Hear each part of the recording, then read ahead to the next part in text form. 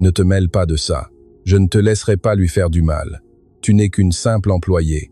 Ça suffit maintenant. C'est moi le millionnaire. Je ne suis pas un jardinier. Ce n'est pas possible. Est-ce que tu vas bien? Grâce à toi. Je ne te laisserai pas continuer ainsi. Madame, elle a l'intention de vous empoisonner. Ce n'est pas possible. Arrête ça tout de suite. Je ne vous laisserai pas gâcher mes plans. C'est la vérité, madame. Mon fils. Oui, maman, c'est moi. Une crève-la-faim dans ton genre ne posera jamais le pied la tête haute sur le marbre de cette maison, a hurlé Isabelle de Méhu. La gifle qui a suivi a retenti dans la cuisine comme un coup de feu qu'aucun membre du personnel n'oublierait jamais. Lucie Dubois n'a pas pleuré. À ses 24 ans, elle avait appris que les larmes étaient un luxe que les femmes pauvres ne pouvaient pas se permettre devant les riches. Elle a porté la main à sa joue brûlante, a senti le goût métallique du sang sur sa lèvre fendue et a soutenu le regard de cette femme magnifique et cruelle, sans baisser ses yeux verts qui la distinguaient tant. « Veuillez m'excuser, mademoiselle Isabelle », a-t-elle dit d'une voix ferme, même si elle tremblait de l'intérieur. « Cela ne se reproduira plus, cela ne se reproduira plus. » Isabelle a laissé échapper un rire tranchant, tout en ajustant sa robe rouge de créateur, qui coûtait plus cher que tout ce que Lucie gagnerait en 5 ans. « Bien sûr que ça ne se reproduira plus, parce que je vais m'assurer que tu ne tiennes pas une semaine dans ce domaine. Les bonnes dans ton genre sont interchangeables. Il y a des centaines de crève-la-faim qui font la file devant la grille. » C'était son tout premier jour dans la demeure de la famille Vanderbilt, l'une des fortunes les plus anciennes de Belgique. Et Lucie comprenait déjà que cet endroit au haut plafond et aux lustres en cristal cachait quelque chose de pourri sous l'éclat de l'or. Elle était privée ce matin-là avec un simple sac en toile et la lettre de recommandation froissée de sueur de son ancienne patronne, une gentille veuve décédée qui l'avait laissée sans emploi. Le besoin l'avait poussée jusqu'à cette grille en fer forgé. Sa mère était malade dans leur petit village de la province de Luxembourg. Les médicaments coûtaient cher et cet emploi, aussi humiliant soit-il, signifiait de la nourriture, un toit et la possibilité d'envoyer de l'argent au pays. Le crime qui avait déclenché la fureur d'Isabelle était ridicule. Lucie avait laissé tomber un verre en cristal de Val-Saint-Lambert en nettoyant la vitrine de la salle à manger.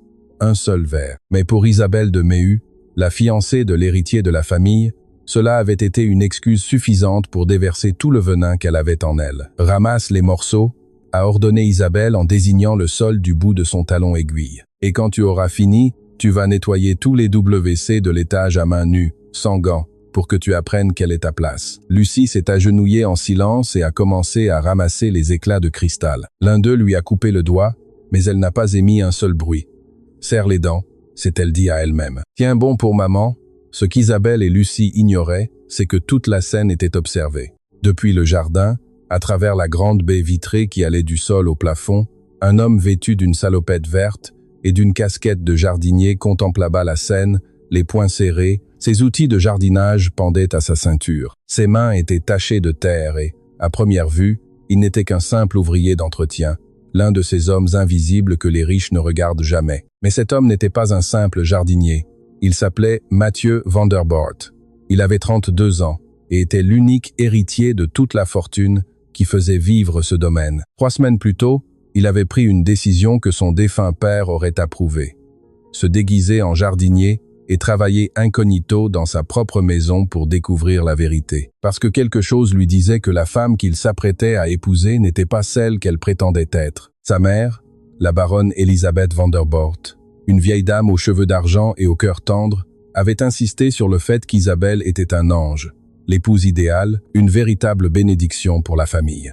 Mais Mathieu avait remarqué des choses, de petites fêlures, des regards qu'Isabelle lançait quand elle se croyait seule, une froideur qui transparaissait sous son sourire mielleux. Alors il s'était laissé pousser la barbe, avait demandé à son majordome de confiance, le seul au courant de son secret, de le présenter comme Mathieu, le nouveau jardinier, et s'était installé parmi les rosiers pour observer. Sa fiancée ne l'avait même pas regardé en face depuis 3 semaines. Pour elle, il n'existait pas. Il faisait partie du décor, au même titre que les pots de fleurs et les fontaines. Et ce matin-là, le décor avait vu sa future épouse gifler une jeune fille sans défense pour un simple verre cassé. Mathieu a fait un pas vers la porte de la cuisine, prêt à intervenir, à révéler son identité, à remettre Isabelle à sa place une bonne fois pour toutes. Mais il s'est arrêté. Non, pas encore. S'il révélait sa véritable identité maintenant, Isabelle remettrait immédiatement son masque, et il ne connaîtrait jamais toute la vérité. Il avait besoin de voir jusqu'où elle était capable d'aller. Il a serré les mâchoires et s'est forcé à attendre. À l'intérieur, Lucie a fini de ramasser les morceaux de verre, s'est relevée, le doigt en sang et la joue gonflée, puis s'est dirigée vers l'étage pour subir sa punition. En passant près de la grande baie vitrée, ses yeux verts ont croisé pendant un instant ceux du jardinier. Ce ne fut qu'une seconde, mais durant cette seconde, Lucie a vu quelque chose qui l'a déconcertée. Cet homme humble dans sa salopette verte la regardait avec une intensité qui ne collait pas du tout avec son statut. Ce n'était pas le regard d'un serviteur, c'était le regard de quelqu'un qui ressentait des choses, qui s'indignait, qui la voyait vraiment. Lucie a détourné les yeux, troublée, et a continué son chemin. À l'étage, alors qu'elle frottait les carrelages de la salle de bain avec un vieux chiffon, elle a entendu des voix. Elle s'est approchée discrètement de l'entrebâillement de la porte et a aperçu Madame Elisabeth, la matriarche, assise dans sa chaise roulante près de la fenêtre du couloir. La vieille dame avait le visage marqué par les rides et une douceur fatiguée dans le regard. Isabelle se tenait devant elle, et son ton avait complètement changé. Elle ne criait plus. Maintenant, elle parlait d'une voix mielleuse, sirupeuse, fausse. « Ma chère Elisabeth, avez-vous déjà pris vos médicaments de ce matin ?» a demandé Isabelle en tenant un flacon de pilules. « Oui, ma fille, l'infirmière me les a déjà donnés », a répondu la vieille dame avec un sourire fragile. « C'est très bien », a dit Isabelle. Et pendant un instant, Lucie a vu le sourire de la fiancée se transformer en une moue étrange, calculatrice, tout en glissant le flacon dans la poche de sa robe. « Reposez-vous, tout simplement, je m'occupe de tout. » Il y avait quelque chose dans cette phrase, « Je m'occupe de tout », qui a glacé le sang de Lucie, sans qu'elle puisse expliquer pourquoi. Ce soir-là, quand le manoir s'est enfin endormi, Lucie s'est couchée dans la petite chambre de service qu'on lui avait attribuée, une pièce minuscule, sans fenêtre, avec un lit de camp rigide et une simple ampoule pendue au plafond. Elle a pensé à sa maman, elle a pensé à l'argent qu'elle devait lui envoyer, et elle a pensé, malgré elle, à ce regard du jardinier derrière la baie vitrée. Elle n'a pas bien dormi. À 3 heures du matin, elle a entendu des pas dans le couloir de service. Des pas qui n'avaient rien à faire là. Elle a jeté un œil par l'entrebâillement de sa porte et a aperçu une silhouette se diriger vers la cuisine avec une petite lampe de poche. C'était Isabelle. Que faisait la fiancée de l'héritier à rôder dans la zone de service en pleine nuit, vêtue de noir, se cachant comme une voleuse? Lucie a retenu son souffle. Elle a vu Isabelle sortir quelque chose de la poche de son peignoir noir, un petit flacon identique à celui des médicaments de Madame Elisabeth, et le poser sur le plan de travail en marbre. Ensuite, elle a sorti un deuxième flacon contenant un liquide transparent, et a commencé à verser quelques gouttes dans le premier, avec une précision glaçante, comme quelqu'un qui avait fait ce geste des dizaines de fois. La lueur de la lampe de poche tremblait sur son visage, et, pendant un court instant, Lucie a pu lire son expression. Il n'y avait pas de colère, aucune émotion, juste le calcul froid de quelqu'un qui prépare un mauvais coup dans l'ombre. Quand elle a eu fini, Isabelle a rangé le deuxième flacon, a rebouché le premier avec soin et l'a reglissé dans la poche de son peignoir. Elle a éteint la lampe et a disparu dans l'escalier, sans faire le moindre bruit, tel un fantôme. Lucie est restée immobile sur son lit de camp pendant un long moment, le cœur battant à tout rompre contre ses côtes. Qu'est-ce qu'elle venait de voir? Elle était en train de trafiquer les médicaments de la vieille dame. Ou alors, était-ce son imagination, nourrie par la fatigue et la peur de son premier jour? Non, ce n'était pas de l'imagination. Elle l'avait vu de ses propres yeux. Son instinct lui disait qu'elle assistait au début de quelque chose de terrible, quelque chose qui, si elle n'y prenait pas garde, pourrait lui coûter bien plus que son travail. Cela pourrait lui coûter la vie, et pire encore, la vie de cette vieille dame innocente qui dormait à l'étage du dessus, sans se douter que la femme qu'elle considérait comme sa fille tramait sa fin dans l'ombre. Au lever du jour, le jardinier était déjà au milieu des rosiers quand Lucie est sortie pour jeter les poubelles. Ils se sont retrouvés seuls un instant, à peine séparés par une haie de fleurs. « Bonjour », a-t-il dit en retirant sa casquette, avec une marque de respect qu'aucun riche ne lui avait jamais accordée. « Bonjour », a-t-elle répondu, surprise. « J'ai vu ce qui s'est passé hier », a dit Mathieu à voix basse. « Cette gifle, ce n'était pas juste. Personne ne mérite d'être traité comme ça. » Lucie a senti une boule lui serrer la gorge. C'était la toute première personne dans cette maison qui la traitait comme un être humain. « J'ai l'habitude », a-t-elle menti en haussant les épaules. « Eh bien, vous ne devriez pas », a-t-il répliqué en la fixant de ses yeux sombres qui dissimulaient un secret aussi immense que toute la fortune des Dumont. Lucie ne le savait pas encore, mais elle venait de se faire un allié qui allait bouleverser son destin à jamais. Et ensemble, sans encore s'en douter, ils s'apprêtaient à démasquer la femme la plus dangereuse qui ait jamais mis les pieds dans ce domaine. Ce qui allait suivre, aucun d'eux n'aurait pu le prévoir.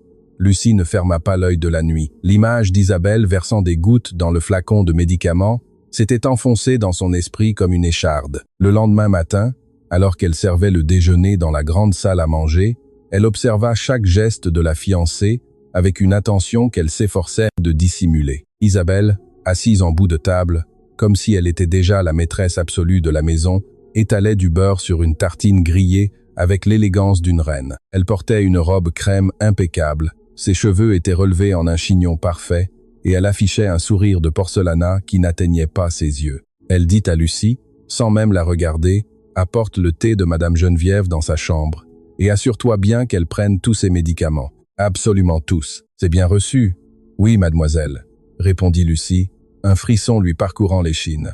Elle monta le plateau d'un geste hésitant et minutieux. En entrant dans la chambre de la vieille dame, elle trouva Madame Geneviève installée près de la fenêtre, contemplant le jardin avec un plaid posé sur les jambes. La lumière du matin adoucissait les rides de son visage, lui donnant un air d'une fragilité bouleversante. « Bonjour, Madame Geneviève, » dit doucement Lucie. « Je vous apporte votre thé. » La vieille dame se retourna et, en découvrant le jeune visage de la fille, sourit avec une chaleur que Lucie n'avait pas encore reçue dans cette maison. « Quelle gentille jeune fille, » dit Madame Geneviève. « Tu es nouvelle? Je ne t'avais pas encore vue ici. »« Oui, madame, je suis arrivée hier. Je m'appelle Lucie. Lucia, quel joli prénom. Ça signifie la lumière, tu le savais ?» La vieille dame tendit une main tremblante et prit celle de Lucie. « Tu as les yeux d'une bonne personne, ma fille. Dans cette maison, il y a bien peu de bonnes âmes désormais. » Ces mots, prononcés avec une immense tristesse, confirmèrent les soupçons de Lucie. Elle jeta un coup d'œil au flacon de médicaments posé sur la table de nuit. C'était le même flacon qu'Isabelle avait manipulé au milieu de la nuit. Lucie le prit discrètement et l'examina. Les comprimés semblaient tout à fait normaux à première vue, mais elle se souvenait parfaitement des gouttes qu'Isabelle y avait versées. Lucie demanda prudemment, « Depuis quand prenez-vous ces médicaments, madame ?»« Oh, ma petite, depuis des mois, c'est pour mon cœur. Avant, je me sentais encore bien vigoureuse, mais depuis quelques semaines, je ne sais pas. Je me sens de plus en plus fatiguée, de plus en plus faible. Le médecin me dit que c'est l'âge, mais moi… » La vieille dame baissa d'un ton, « Moi, je sens bien que quelque chose ne tourne pas rond. » Lucie serra les lèvres. Les pièces du puzzle commençaient à s'assembler de la pire des manières. « Qui vous donne vos médicaments ?» demanda-t-elle. Avant, c'était l'infirmière à domicile. Mais Isabelle l'a licenciée la semaine passée. Elle a prétendu qu'elle s'occuperait elle-même de moi, que c'était son rôle en tant que futur membre de la famille. Madame Geneviève soupira. « Je veux croire qu'elle me soigne avec affection. Mon fils Mathieu l'adore. Il va l'épouser. Mais parfois, quand nous sommes seuls toutes les deux, son attitude change. Elle me parle durement, elle me lance des mots qui me font du mal. Et puis, dès qu'il y a du monde, elle redevient si douce. Parfois, je me dis que je perds la tête, que ce ne sont que des élucubrations de vieilles femmes. « Vous ne perdez pas la tête, » dit Lucie fermement, incapable de se retenir. « Je vous crois. » Les yeux de la vieille dame s'embuèrent de larmes. « Tu es bien la première personne qui me croit, ma petite. » Pendant ce temps, dans le jardin, Mathieu taillait les rosiers avec des mouvements machinaux, mais ses pensées étaient ailleurs. De là où il se tenait, il pouvait apercevoir la fenêtre de la chambre de sa mère. Il vit la silhouette de Lucie se pencher avec tendresse vers Madame Geneviève, lui prenant la main, lui parlant avec une douceur qu'il n'avait pas observée chez Isabelle une seule fois en 2 ans de relation. Quelque chose remua dans sa poitrine, une sensation chaleureuse et déconcertante. « Tu aimes beaucoup les fleurs, dis-moi ?» La voix sèche d'Isabelle le fit sursauter. Elle était sortie dans le jardin et s'avançait d'un pas assuré, s'abritant du soleil sous une ombrelle blanche. Mathieu baissa la tête, dissimulant son visage sous sa casquette. « Oui, mademoiselle, les roses demandent beaucoup de soins. Alors arrête de perdre ton temps à lorgner les fenêtres et fais ton boulot, » lança Isabelle d'un ton cinglant. « C'est pour ça qu'on te paie. Et autre chose. La nouvelle bonne, celle aux yeux verts. Tu l'as vue rôder dans les parages ?» Le cœur de Mathieu rata un battement. Pourquoi Isabelle s'intéressait-elle à Lucie? « Non, mademoiselle, je ne m'occupe que du jardin. Tu as plutôt intérêt. Cette fille a une tête de fouineuse, et ici, les fouineurs ne font pas de vieux os. » Isabelle plissa les yeux. « Préviens-moi si tu la vois fourrer son nez là où elle ne doit pas, Je te donnerai une belle enveloppe. C'est bien compris, le jardinier, comme vous voudrez, murmura Mathieu, bouillant de rage intérieurement. Isabelle pivota et retourna vers la demeure sous son ombrelle. Mathieu la suivit des yeux. Maintenant, il en était certain.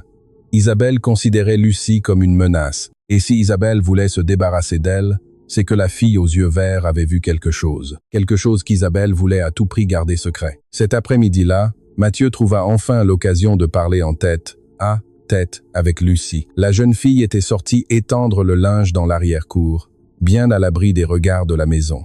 Lucie, l'aplatit à voix basse, se faufilant entre les draps suspendus. Elle sursauta. « Ah, vous m'avez fait peur.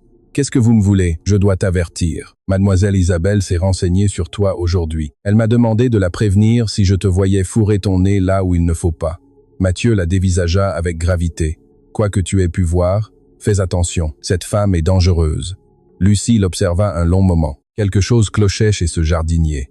Son élocution était trop soignée. Ses mains, bien que tachées de terre, n'avaient absolument pas la corne d'un vrai travailleur manuel. Et son regard transpirait l'assurance d'un homme habitué à donner des ordres, pas à en recevoir. « Pourquoi m'aidez-vous » demanda-t-elle. « Vous ne me connaissez même pas, et si Isabelle apprend que vous m'avez mis en garde, elle vous licenciera vous aussi. » Mathieu hésita. Il fut sur le point de tout lui avouer, de lui révéler sa véritable identité, mais il se ravisa au dernier moment. « Disons que je ne supporte pas l'injustice, » répondit-il. « Et puis, hier, quand cette femme t'a frappé, j'ai vu que tu n'as pas baissé les yeux. Il faut du courage pour ça. Bien plus de courage que n'en auront jamais tous les bourgeois de cette maison. » Lucie sentit le rouge lui monter aux joues. Elle baissa les yeux vers les draps. « J'ai vu quelque chose, la nuit passée, » confessa-t-elle dans un souffle. « Quelque chose de grave. Mais si je vous le dis et que vous ne me croyez pas, vous allez penser que je suis folle. »« Je te croirai, » affirma Mathieu avec une telle intensité qu'elle en frissonna. « Raconte-moi. » Lucie prit une profonde inspiration et lui déballa tout. Les bruits de pas, au milieu de la nuit, la silhouette d'Isabelle dans la cuisine, le flacon de pilule, les gouttes de ce liquide translucide. Elle lui rapporta également les confidences de Madame Geneviève. Sa faiblesse grandissante, le renvoi soudain de l'infirmière, les humiliations en cachette. À mesure qu'il l'écoutait, le visage de Mathieu s'assombrissait. Chaque mot était un coup de poignard. La femme qu'il s'apprêtait à épouser était en train d'empoisonner lentement sa propre mère. Tout ça pour l'héritage, pour la fortune de la famille Van de Voorde. « Tu es absolument sûr de ce que tu as vu ?» demanda-t-il, la voix tremblante d'une rage contenue. « Aussi sûr que je me tiens devant vous aujourd'hui ?» répliqua Lucie. « J'ai vu comment elle versait ses gouttes. J'ai vu son visage. Ce n'était pas le visage de quelqu'un qui prend soin d'une malade. C'était le visage de quelqu'un qui la veut morte. » Mathieu ferma les yeux. Il lui fallait des preuves. La parole d'une employée de maison et les doutes d'une vieille dame ne suffiraient jamais. S'il accusait Isabelle sans preuves concrètes, elle se poserait en victime, le manipulerait comme elle avait manipulé tout le monde, et accélérerait sans doute ses projets funestes contre sa mère. « Écoute-moi bien, Lucie, » dit-il en la prenant par les épaules. « Ne dis rien à personne. À personne, tu m'entends? Pas même à Madame Geneviève. Il nous faut des preuves indiscutables. Si nous agissons trop vite, Isabelle va l'emporter, et ta vie, tout comme celle de Madame Geneviève, sera en grand danger. Il nous faut, » répéta Lucie en fronçant les sourcils. « Pourquoi parlez-vous au pluriel? Qui êtes-vous réellement ?» Mathieu la lâcha et fit un pas en arrière. Pendant une seconde, son masque faillit tomber. « Je suis quelqu'un qui veut la même chose que toi, » finit-il par dire. « Que justice soit faite pour cette dame. Fais-moi confiance. Tu comprendras tout très bientôt. » Ce soir-là, Lucie alla se coucher avec bien plus de questions que de réponses. Qui était ce jardinier qui s'exprimait comme un homme du monde et avait le regard d'un propriétaire? Pourquoi le sort de Madame Geneviève lui tenait-il autant à cœur? Et par-dessus tout, pourquoi son propre cœur s'emballait-il chaque fois que ses yeux sombres se posaient sur elle? Elle n'en avait aucune idée, mais elle savait une chose. Pour la toute première fois de sa vie, elle n'était plus seule dans son combat. Et ensemble, le jardinier mystérieux et l'aide ménagère aux yeux verts allaient démasquer la vipère qui s'était introduite dans cette demeure. Ce qu'aucun d'eux n'imaginait, c'est qu'Isabelle, depuis la fenêtre de sa chambre, les avait vus comploter au milieu des draps suspendus. Dans son esprit froid et calculateur, un plan machiavélique commençait à germer. Si la domestique fouineuse et le jardinier mêle-tout voulaient s'immiscer dans ses affaires, alors ils allaient devoir disparaître tous les deux. Le lendemain matin, Isabelle descendit les escaliers avec un sourire à vous glacer le sang. Vêtue d'un blanc immaculé, elle avait tout d'une mariée impatiente avant le grand jour. Lucie savait désormais que derrière cette apparence d'ange se cachait un monstre. « Lucie, » dit Isabelle d'une voix mielleuse, bien trop mielleuse, « j'ai décidé de te confier une nouvelle responsabilité. À partir d'aujourd'hui, c'est toi qui te chargeras d'apporter ces médicaments à Madame Geneviève, 3 fois par jour. Je suis débordée par les préparatifs du mariage. » Lucie sentit le sol se dérober sous ses pieds. Pourquoi Isabelle lui déléguait-elle précisément cette tâche? C'était un piège, c'était évident. Si l'état de la vieille dame empirait, ou pire encore, Lucie serait tenue pour seule responsable. La nouvelle employée, sans témoin, sans alibi, la coupable idéale. Mais, mademoiselle, osa-t-elle articuler, ne serait-il pas plus prudent de laisser faire une infirmière? Je n'y connais absolument rien en médicaments. Tu n'as pas besoin de t'y connaître, trancha Isabelle, et pendant une fraction de seconde, son sourire s'effaça pour laisser entrevoir sa cruauté froide. Tu te contentes de lui donner les pilules du flacon. Une le matin, une le midi, une le soir. Est-ce que c'est si compliqué? Ou alors est-ce que le personnel de nos jours est devenu incapable d'exécuter une tâche aussi simple? Non, mademoiselle, je le ferai, je l'espère bien. Isabelle se rapprocha si près que Lucie put humer les effluves de son parfum de luxe. Et s'il arrive le moindre problème à la dame sous ta surveillance, eh bien, tu sais parfaitement ce qui arrive aux servantes négligentes. La prison de Berkendael est pleine de filles dans ton genre. La menace resta suspendue dans l'air. Isabelle pivota sur ses talons et s'en alla, laissant Lucie tremblante près de l'escalier. C'était brillant, pensa Lucie avec horreur. Isabelle lui tendait l'arme du crime pour qu'elle le commette elle-même, sans s'en rendre compte. Si Lucie donnait ses comprimés à Madame Éléonore, elle participerait à l'empoisonnement. Et si elle refusait, elle serait licenciée et laisserait la vieille dame sans défense entre les mains de la meurtrière. Elle devait parler d'urgence au jardinier. Elle le trouva dans la serre, tout au fond du jardin, en train de rempoter des orchidées. En la voyant entrer, le visage totalement décomposé, Mathieu posa immédiatement ses outils. « Qu'est-ce qui se passe ?» demanda-t-il. Lucie lui raconta le nouvel ordre d'Isabelle, le piège, la menace. « Elle veut que ce soit moi qui lui donne le poison, » dit-elle d'une voix brisée. « Et si je refuse, elle me renvoie. Qu'est-ce que je fais? Si je lui donne ces comprimés, je deviens la complice d'une meurtrière. Mais si je pars, Madame Éléonore se retrouve seule avec elle. » Mathieu serra les poings. Le sang-froid d'Isabelle face à un tel plan le rendait malade, mais il y voyait aussi, enfin, une opportunité. « Tu ne vas pas lui donner ce poison, » dit-il calmement. « Tu vas lui donner les comprimés, oui, mais pas ceux du flacon qu'Isabelle a trafiqué. » Lucie le regarda sans comprendre. « Écoute-moi bien, » poursuivit Mathieu. « Aujourd'hui même, je vais me procurer un flacon identique avec les vrais médicaments pour le cœur dont Madame Éléonore a besoin, ceux prescrits par son médecin. Tu vas remplacer le contenu du flacon empoisonné par les vrais comprimés. Tu donneras les bons à Madame Éléonore, et nous garderons les empoisonnés comme preuve. » Comme preuve, les yeux verts de Lucie s'illuminèrent lorsqu'elle comprit. « Si nous gardons les comprimés qu'elle a trafiqués et que nous les faisons analyser. » Exactement. Nous aurons la preuve qu'il nous faut. Une analyse de laboratoire qui démontre que les médicaments ont été contaminés. Avec ça, Isabelle ne pourra plus jouer les victimes. Les preuves parleront d'elles-mêmes. Pour la première fois depuis des jours, Lucie sentit une lueur d'espoir renaître, mais une question continuait de lui trotter dans la tête. Mais comment allez-vous, un simple jardinier, obtenir des médicaments pour le cœur et payer une analyse de laboratoire? Ça coûte de l'argent, beaucoup d'argent. Mathieu resta silencieux un instant. « J'ai des économies, » mentit-il maladroitement, « et un ami qui travaille dans une pharmacie. Ne t'inquiète pas pour ça, toi, concentre-toi sur la protection de la vieille dame. » Lucie ne fut pas tout à fait convaincue, mais elle hocha la tête. Elle n'avait pas le choix. Cet homme mystérieux était son unique allié. Ce même après-midi, Mathieu disparut pendant 2 heures. Il quitta la villa par la porte de service, monta dans une vieille camionnette garée à quelques rues de là, une partie de sa couverture, et roula jusqu'à une pharmacie du centre-ville. Là, en veillant à cacher sa carte d'identité, il acheta les médicaments exacts que le cardiologue de sa mère avait prescrits, ainsi qu'un flacon vide identique à l'original. Il passa également un coup de fil à un laboratoire d'analyse de confiance, commandant une analyse urgente et discrète. À son retour, il remit à Lucie le flacon contenant les vrais médicaments lors d'une rencontre rapide près de l'abri de jardin. « Fais l'échange ce soir, quand tout le monde dormira, » lui glissa-t-il. « Vide le flacon empoisonné dans ce sachet. Il lui tendit un petit sachet en plastique refermable et remplit le flacon d'origine avec ses bons comprimés. À l'œil nu, personne ne verra la différence. Cette nuit-là, alors que la villa dormait, Lucie se glissa dans la chambre de Madame Éléonore, le cœur battant à tout rompre. La vieille dame dormait profondément. Sa respiration était faible et saccadée.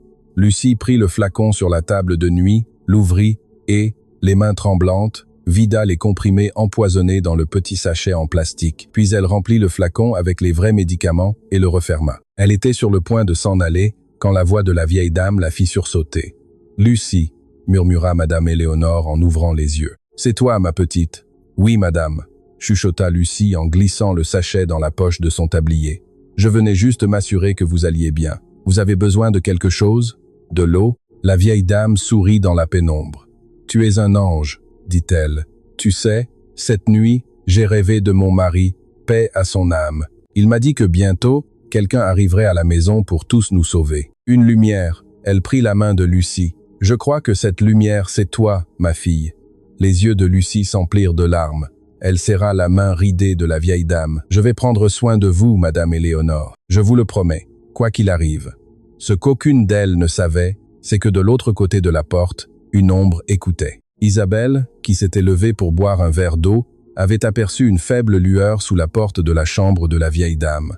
Elle s'approcha en silence et colla son oreille contre le bois.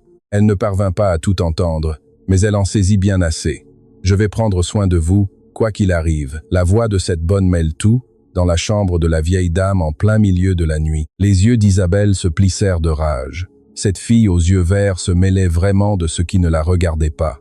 Elle était en train de créer un lien avec Madame Éléonore, et c'était inadmissible. Si la vieille dame en venait à faire plus confiance à la bonne qu'à elle, tout son plan s'effondrerait.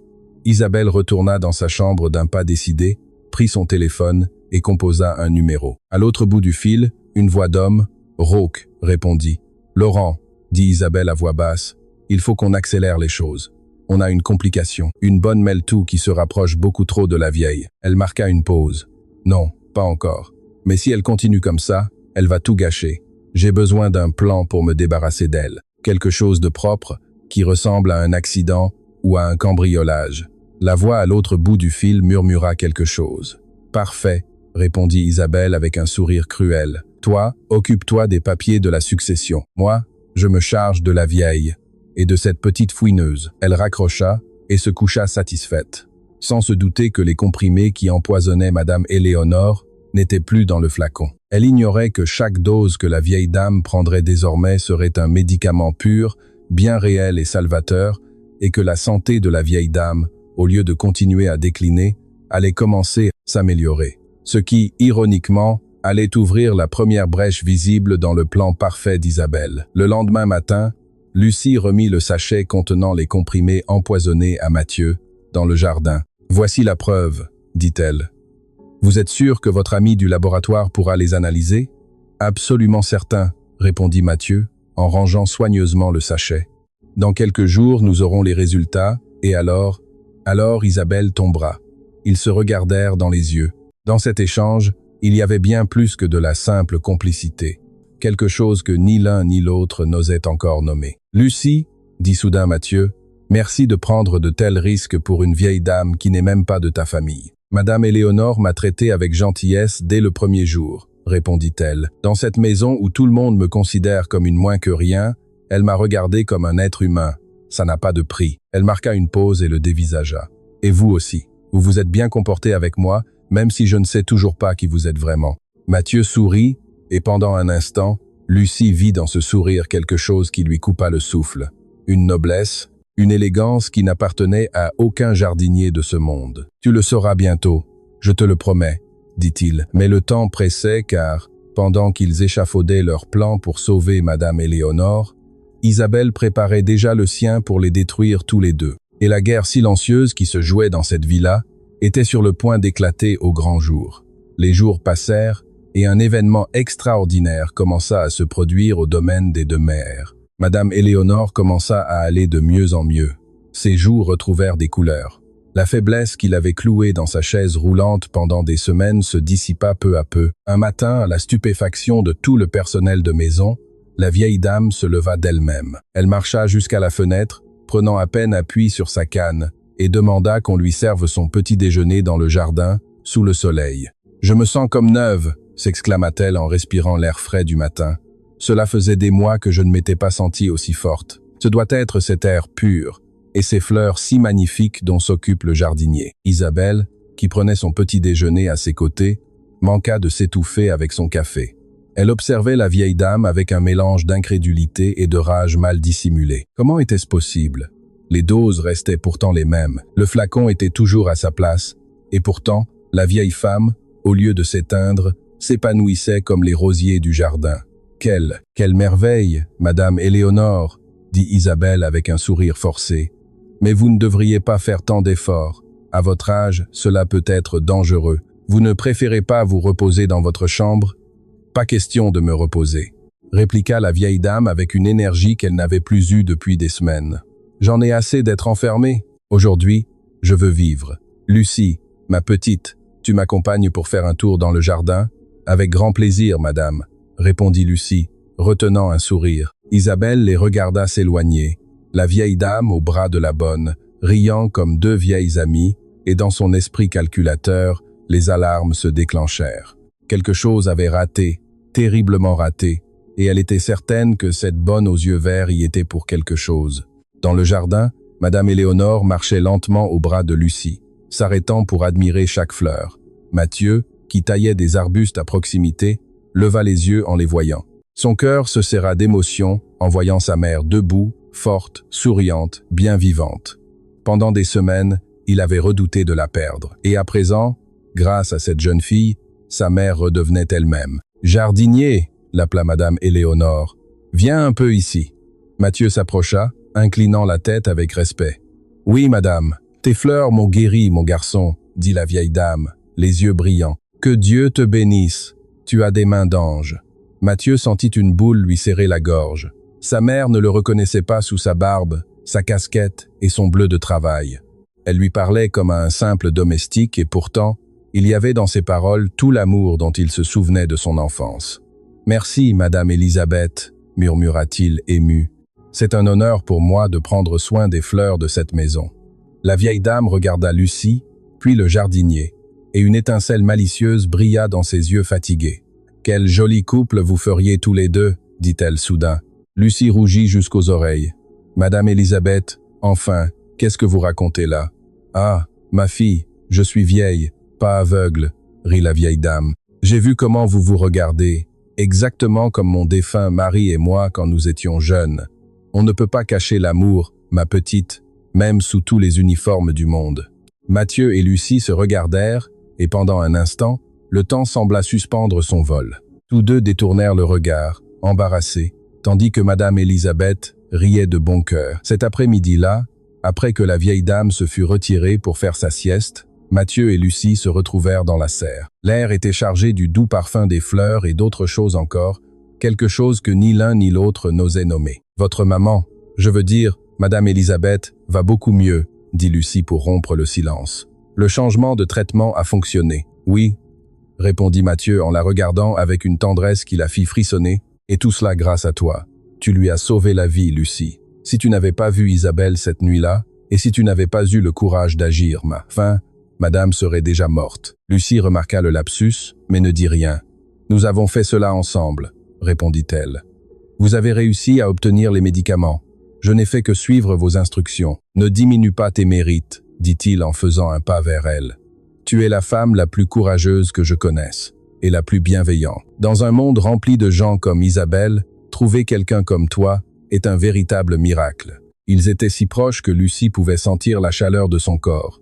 Ses yeux verts plongèrent dans les siens, sombres, et durant un instant éternel, il sembla qu'ils allaient s'embrasser. En un sursaut, Lucie recula, le cœur battant la chamade. « Je ne peux pas, » murmura-t-elle. « Vous êtes un mystère, monsieur le jardinier. Je ne sais pas qui vous êtes, je ne sais pas d'où vous venez. Vous vous exprimez comme un homme riche. Vous avez de quoi payer des médicaments coûteux et des analyses de laboratoire, et pourtant vous vous cachez derrière un bleu de travail. Comment pourrais-je donner mon cœur à quelqu'un qui ne me dit même pas sa propre vérité ?»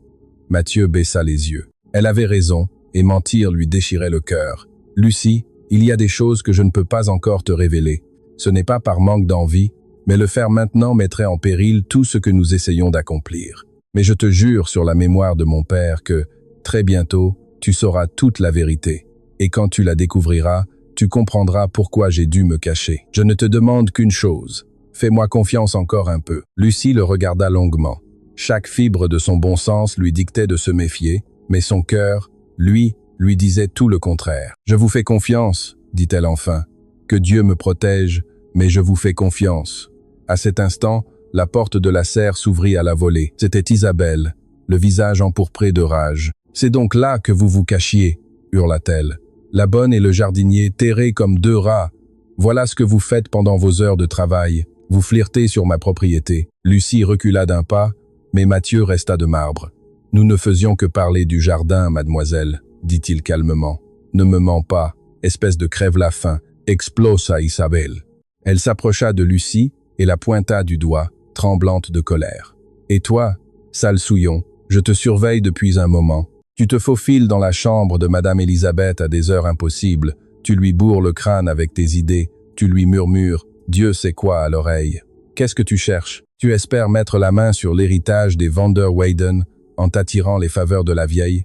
Je ne cherche rien de tel, mademoiselle, répondit Lucie avec dignité. Je ne fais que prendre soin d'elle. C'est mon travail. Ton travail, c'est de récurer les sols et de te taire. Isabelle leva la main pour la gifler à nouveau, pero cette fois, une main ferme intercepta son poignet en plein vol.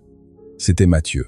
Ne la touchez pas, dit-il d'une voix si grave et si autoritaire que, pendant une seconde, Isabelle en resta pétrifiée. Ce n'était pas la voix d'un simple jardinier, c'était la voix d'un homme habitué à être obéi au doigt et à l'œil. Isabelle le dévisagea, déconcertée. Quelque chose dans ses yeux sombres lui semblait étrangement familier, mais elle ne parvenait pas à mettre le doigt dessus. « Comment oses-tu poser les mains sur moi, sale domestique ?» cracha-t-elle en se dégageant violemment. « Tu es renvoyé. Vous êtes tous les deux renvoyés, hors de chez moi, immédiatement. Cette maison n'est pas encore la vôtre, mademoiselle Isabelle, » répliqua froidement Mathieu. « Et les employés sont engagés et licenciés par la famille Van der Weyden, pas par vous. » Isabelle resta bouche bée de rage. Jamais, en 2 ans, un domestique ne lui avait parlé sur ce ton. Pendant un court instant, elle ressentit de la peur, une peur irrationnelle, comme si ce jardinier savait quelque chose qu'elle ignorait. « Ça ne va pas se passer comme ça, » siffla-t-elle. « Je vais parler à Madame Elisabeth, et quand j'épouserai Mathieu, la première chose que je ferai sera de vous jeter tous les deux à la porte à coups de pied. Profitez bien de vos derniers jours ici, parce que je vais vous en faire baver. » Elle pivota sur ses talons et partit furieuse, manquant de trébucher sur la jardinière de l'entrée dans sa hâte de s'en aller. Ce qu'Isabelle ne remarqua pas, c'est que 2 des employés de cuisine, Rose et Karine, avaient assisté à une partie de la scène depuis la porte de la serre. Les 2 femmes, qui travaillaient depuis des années dans la propriété et avaient enduré en silence les mépris d'Isabelle, échangèrent un regard stupéfait. Elles n'avaient jamais vu personne tenir tête à la fiancée de monsieur, et encore moins un simple jardinier. « Tu as vu ça ?» chuchota Rose. Une femme bien en chair aux mains abîmées par le travail. Le jardinier a attrapé la main de mademoiselle Isabelle, lui a parlé comme s'il était le maître des lieux et a défendu Lucie, répondit Karine, plus jeune, avec un sourire admiratif. Enfin quelqu'un qui rabat le caquet de cette femme, pourvu que le ciel t'entende, parce que cette Isabelle, c'est le diable en personne sous une robe de créateur. Toutes 2 s'éclipsèrent rapidement avant d'être découvertes, mais le commérage s'était déjà propagé. À l'heure du dîner, tout le personnel de maison savait que le jardinier avait défié Isabelle, et même si personne n'osait le dire tout haut, sur les visages fatigués des employés commençait à renaître quelque chose qu'ils n'avaient pas ressenti depuis bien longtemps dans cette demeure. De l'espoir. Une fois seule, Lucie respirait de manière saccadée, paniquée. « Il vient de signer notre arrêt de mort, » dit-elle. « Elle va chercher un moyen de nous détruire. »« Quel essai ?» répliqua Mathieu, même s'il savait pertinemment au fond de lui que le danger était bien réel. « Les résultats du laboratoire arrivent dans 2 jours. Nous devons juste tenir 2 jours de plus. Après, tout changera. » Mais 2 jours entre les mains d'une femme comme Isabelle pouvaient sembler une éternité. Et ce soir-là, Isabelle allait retrouver Frédéric en secret pour mettre sur pied le plan le plus cruel qui soit. Un piège qui laisserait Lucie non seulement sans emploi, mais l'accuserait également d'un crime qu'elle n'avait pas commis, un piège dont il serait presque impossible de s'échapper. La tempête ne faisait que commencer. Cette nuit-là, alors que la propriété dormait, Isabelle reçut une visite par la porte de service. C'était Frédéric, un homme de grande taille, en costume sombre et au regard de glace, avocat de profession mais criminel par vocation. Il était depuis des années le complice secret d'Isabelle, le cerveau froid derrière chacun de ses plans. Ils s'enfermèrent dans le bureau, loin des oreilles indiscrètes. « La vieille va mieux », dit Isabelle en se servant un whisky, les mains crispées. « Je ne comprends pas, les doses étaient pourtant parfaites. Dans quelques semaines, elle aurait dû être morte. Et au lieu de ça, elle se promène dans le jardin comme une jeune fille de 15 ans. » Frédéric plissa les yeux. « Quelqu'un a changé les médicaments », dit-il calmement. « C'est la seule explication possible. Quelqu'un a découvert ton plan et a remplacé les pilules empoisonnées par les vraies. » Isabelle pâlit. « La bonne », murmura-t-elle. « La bonne aux yeux verts.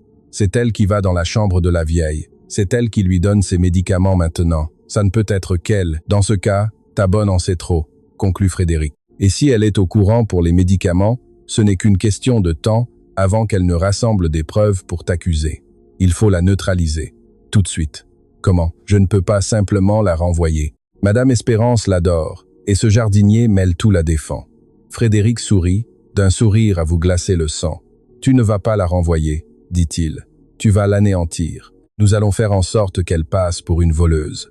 J'ai un collier de diamants provenant de ma dernière acquisition. Demain, tu le caches au milieu de ses affaires, dans sa chambre de bonne. Ensuite, tu découvres qu'un bijou de famille de grande valeur a disparu. Tu appelles la police, il fouille sa chambre, trouve le collier dans ses affaires, et la gentille petite bonne honnête et courageuse finit menottée en route pour la prison. Là-bas, plus personne ne croira un seul mot de ce qu'elle dira sur toi.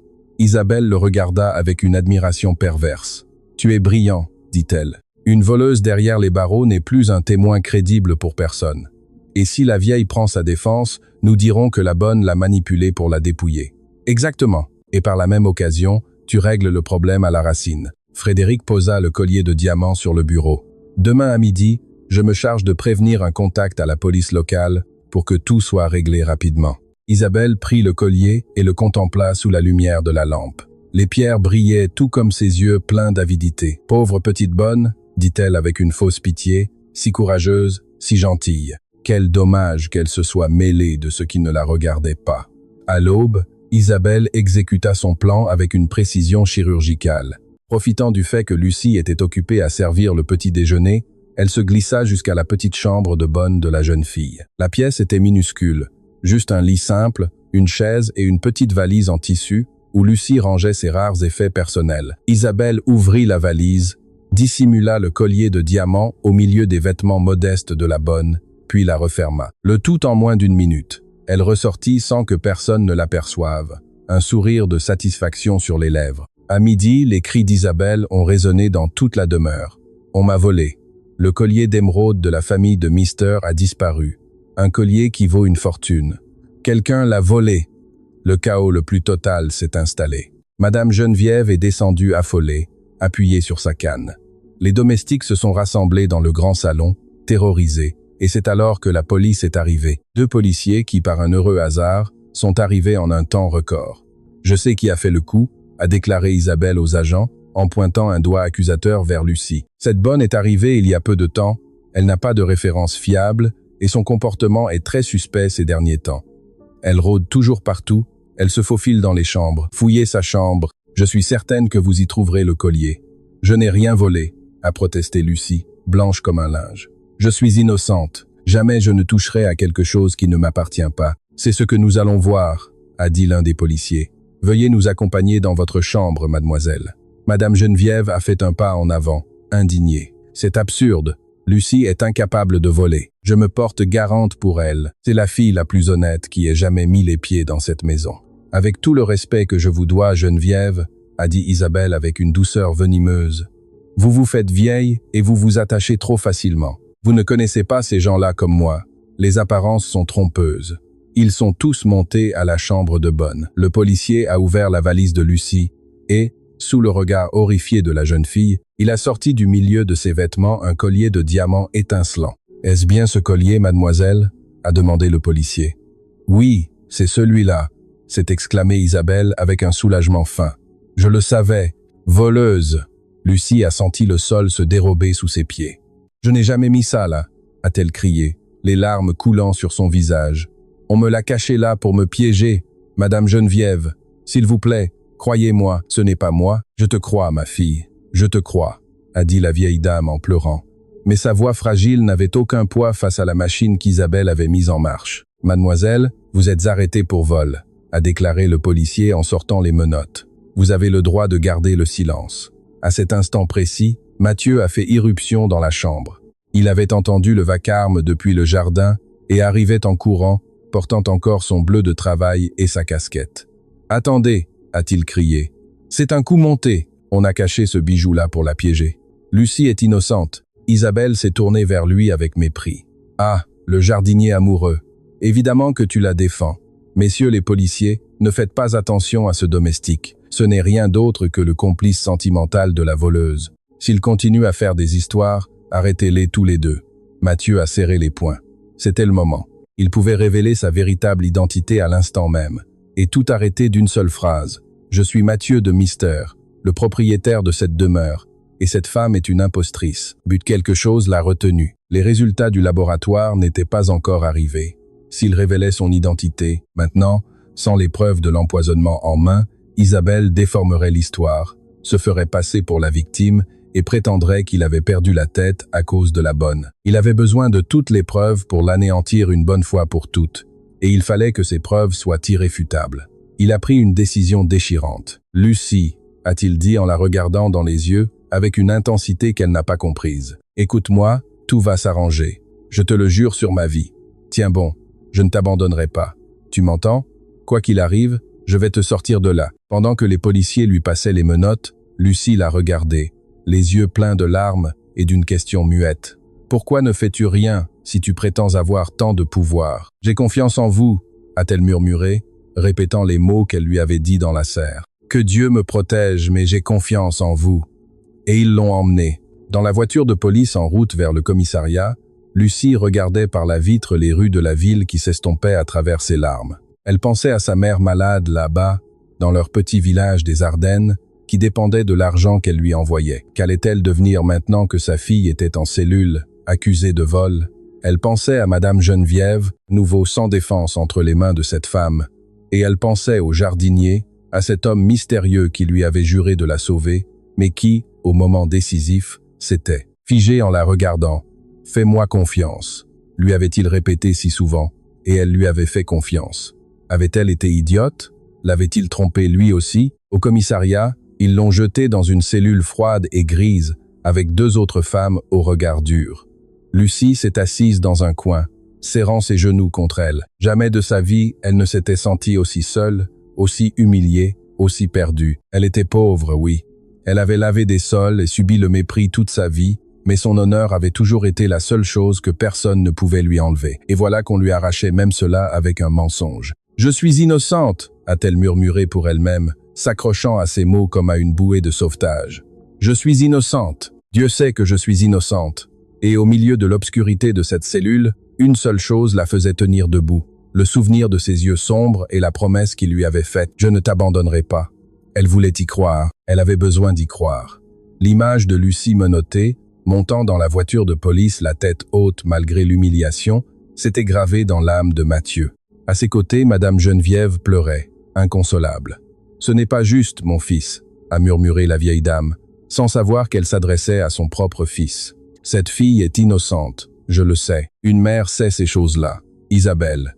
Isabelle me fait peur, de plus en plus chaque jour. » Isabelle, satisfaite, observait la scène depuis la fenêtre, un verre de vin à la main. « Un problème en moins », a-t-elle murmuré pour elle-même. « Maintenant, il ne reste plus que la vieille, et ensuite, toute la fortune de Mister sera à moi. » Mais ce qu'Isabelle ignorait, c'est que ce après-midi-là, dans une clinique privée de l'autre côté de la ville, un coursier remettait une enveloppe entre les mains d'un homme. À l'intérieur se trouvaient les résultats des analyses de laboratoire, la preuve scientifique et irréfutable que les médicaments de Madame Geneviève avaient été contaminés par une substance toxique conçue pour provoquer un arrêt cardiaque lent et silencieux. Et cet homme qui recevait l'enveloppe n'était pas un jardinier, c'était Mathieu de Mister. Et pour la première fois depuis des semaines, son visage ne reflétait pas la douleur, mais une colère froide et déterminée. Il avait la preuve, il avait l'arme, et il allait maintenant s'en servir pour deux choses. libérer la femme qu'il aimait et faire tomber Isabelle Montenegro sous tout le poids de la vérité. L'heure de faire tomber le masque était venue. Ce même après-midi, Mathieu a agi avec la rapidité et le pouvoir de celui qui, malgré son bleu de travail de jardinier, possédait l'une des plus grandes fortunes de Belgique. Il a passé des coups de fil, a activé ses réseaux. Son avocat personnel, le vrai, un homme intègre nommé Maître Devos, s'est présenté au commissariat avec un ordre de libération et le paiement d'une caution, mais Mathieu lui avait donné des instructions précises. Il ne devait pas encore révéler qui était derrière cette libération. Pas encore. Pendant ce temps, Mathieu a rassemblé toutes les pièces. L'enveloppe du laboratoire avec la preuve de l'empoisonnement et les registres de la pharmacie où Isabelle avait acheté des substances sous une fausse identité retrouvée par son détective privé et les témoignages de Rosalie et Karine, les cuisinières, que avait vu Isabelle sortir de la chambre de Lucie juste avant le soi-disant vol. De plus, Karine avait trouvé un élément crucial, l'écrin vide du collier volé, caché dans la chambre même d'Isabelle. Le piège était démasqué. À la tombée de la nuit, Lucie est sortie libre du commissariat. Une voiture l'attendait et, à l'intérieur, à sa grande surprise, se trouvait Maître Devos. « Mademoiselle Herman, je suis avocat. Je viens de la part de quelqu'un qui croit en votre innocence et qui a payé votre caution pour vous libérer. Il m'a demandé de vous ramener à la demeure des deux mystères. »« De la part de qui ?» a demandé Lucie, déconcertée. « Vous le saurez bientôt » a répondu l'avocat avec un sourire énigmatique. Le cœur de Lucie a raté un battement. Il n'y avait qu'une seule personne qui lui parlait toujours avec ces mêmes mots, le jardinier. Mais comment un simple jardinier pouvait-il payer des avocats et des cautions? Les pièces du puzzle commençaient à s'assembler dans son esprit, l'argent pour les médicaments, les analyses de laboratoire, sa façon très soignée de s'exprimer, ses mains sans callosité, l'autorité avec laquelle il avait arrêté le bras d'Isabelle, et cette phrase que l'avocat venait de répéter, « Quelqu'un qui croit en votre innocence ». Lucie a senti un frisson lui parcourir l'échine. Serait-ce possible? Le jardinier était-il quelqu'un de bien plus important qu'il n'en avait l'air? « Dites-moi au moins une chose », a demandé Lucie à l'avocat, alors que la voiture roulait sur la route sombre. « Comment va Madame Geneviève, la vieille dame de la maison? J'ai un mauvais pressentiment. S'il vous plaît, dites-moi qu'elle va bien. » Le visage de Maître Devos s'est assombri. « Je n'ai pas eu de nouvelles de madame depuis cet après-midi », a-t-il admis. « Mais mon client m'a demandé de vous y conduire de toute urgence. Il était extrêmement pressé de retourner à la demeure. » Le sang de Lucie n'a fait qu'un tour. Si Mathieu était si pressé, c'était parce que quelque chose de terrible était sur le point de se produire. Isabelle s'était retrouvée seule avec Madame Geneviève, maintenant que Lucie était hors d'état de nuire. Plus rien n'arrêtait la meurtrière. « Plus vite, s'il vous plaît », a supplié Lucie. « Il faut qu'on arrive tout de suite. Madame est en danger. » Pendant ce temps, à la demeure, la nuit était devenue sinistre. Isabelle, croyant avoir désormais le champ libre, a décidé de porter le coup de grâce à Madame Geneviève. Avec Lucie en prison et le jardinier de Mister neutralisé, personne ne pourrait l'arrêter. Elle est montée dans la chambre de la vieille dame, un verre de lait chaud entre les mains. À l'intérieur, elle avait dissous une dose massive de la substance toxique. Cette fois, ce ne serait pas un poison lent, ce serait définitif. « Madame Geneviève, a-t-elle dit d'une voix mielleuse, je vous ai apporté votre lait pour que vous dormiez bien.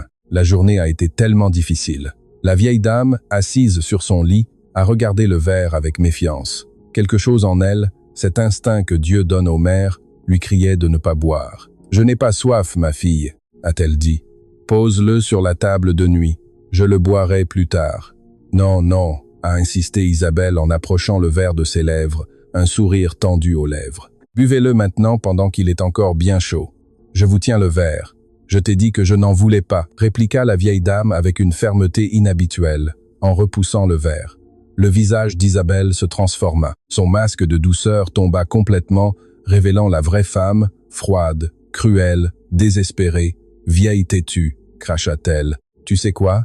J'en ai marre de faire semblant, marre de te sourire, de m'occuper de toi, de supporter ton fiston transi d'amour et ta maison pleine de domestiques inutiles. Tu vas boire ce lait, que ça te plaise ou non, et demain matin, on te retrouvera morte, paisiblement dans ton lit.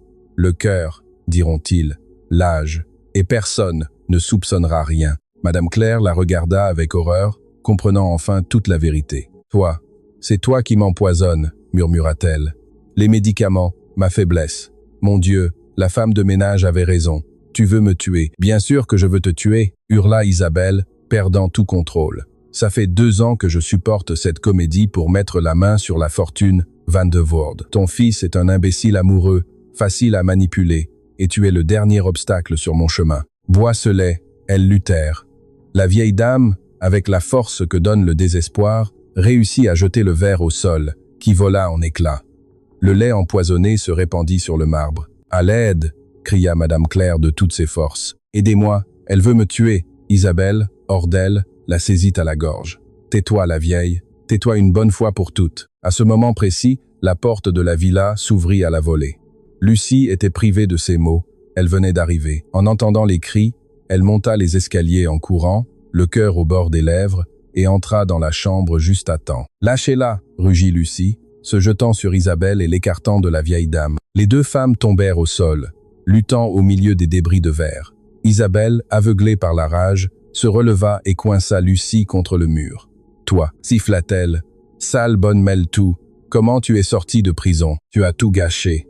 Je vais te tuer toi aussi. » Elle leva la main, dans laquelle brillait un éclat tranchant du verre brisé. Lucie leva les 2 bras pour se protéger, se défendant avec courage, s'interposant entre la meurtrière et la vieille dame qui pleurait, recroquevillée sur son lit. « Vous ne toucherez pas à Madame Claire » cria Lucie, soutenant le regard de son agresseuse, sans reculer. « Il faudra me passer sur le corps d'abord. » La lutte se déplaça dans le couloir, puis descendit les escaliers jusqu'à la grande cuisine en marbre de la villa. Là, sous la lumière des lustres et près des grandes baies vitrées qui donnaient sur le jardin, éclata la confrontation finale. Isabelle, sa robe rouge déchirée et le visage déformé par la haine, accula Lucie contre le plan de travail. « Tu vas crever ici, tout comme la vieille !» hurla Isabelle, la pointant du bout de son éclat de verre, prête à frapper. Lucie, la joue marquée et la lèvre en sang à cause de la lutte, ne baissa pas les yeux. Elle leva les mains en geste de défense, avec un calme et un courage désarmant. « Je n'ai pas peur de vous, » dit-elle. « Dieu est de mon côté, et la vérité aussi. » Madame Claire, qui était descendue derrière elle en se tenant au mur, pleurait assise dans le coin déjeuner de la cuisine, se couvrant la bouche d'une main tremblante, assistant terrorisée au spectacle de... Une silhouette apparut sur le seuil de la cuisine. Le jardinier, Mathieu, dans son bleu de travail vert, sa casquette et ses gants jaunes, resta pétrifié à l'entrée. Contemplant la scène, Isabelle sur le point de blesser Lucie, sa mère en pleurs dans un coin, les débris de verre, le lait empoisonné. Pendant un instant, le monde entier sembla retenir son souffle. « Isabelle, » dit Mathieu d'une voix grave qui résonna dans la cuisine. « Lâche ça, tout de suite. » Isabelle se tourna vers lui, haletante, les yeux exorbités. « Tu n'as pas d'ordre à me donner, sale jardinier de merde, » hurla-t-elle. « Fous le camp d'ici avant que je te plante toi aussi. »« Non, » répondit Mathieu en faisant un pas en avant, sa voix de plus en plus ferme, plus puissante, se dépouillant de toute sa fausse humilité. « Tu vas lâcher ce bout de verre, tu vas t'éloigner de ces 2 femmes, et tu vas écouter très attentivement ce que j'ai à te dire. » Quelque chose dans son ton fit hésiter Isabelle. Cette autorité, cette prestance, ce n'était pas un simple domestique. Impossible. « Qui? Pour qui tu te prends? Enfin ?» balbutia-t-elle. Mathieu porta ses mains à sa casquette. « Lentiment, il la retire. » Puis il arracha la fausse barbe qui avait complété son déguisement pendant des semaines. Et enfin, sous la lumière des lustres, son véritable visage apparut au grand jour. Le visage qu'Isabelle connaissait par cœur, le visage de l'homme qu'elle s'apprêtait à épouser. Mathieu bafouilla Isabelle en reculant, le morceau de verre lui échappant des mains pour venir se fracasser sur le sol. « Toi, tu es le jardinier. Je suis Mathieu Verhoeven, » dit-il d'une froideur tranchante. « Le propriétaire de cette maison, le fils de la femme que tu as essayé d'assassiner. Et je suis resté ici, sous ce déguisement, à t'observer pendant des semaines.